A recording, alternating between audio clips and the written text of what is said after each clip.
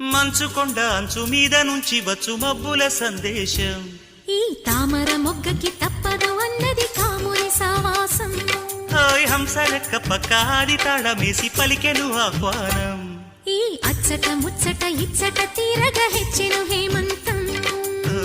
ప్రియమగు ప్రియురాల చంపకు విరహాల విరిసిన పరువాల పిలిచెను మధుబాల. రేగే అందాలే వేసే పూబంధాలే. మధురం మధురం సాగే సరాగం మనసా వాచా. కుంకుమ పూల తోటలో కులికే ఓ కుమారి. శంఖములు దిన ప్రేమకి చేశా మదినివాడి.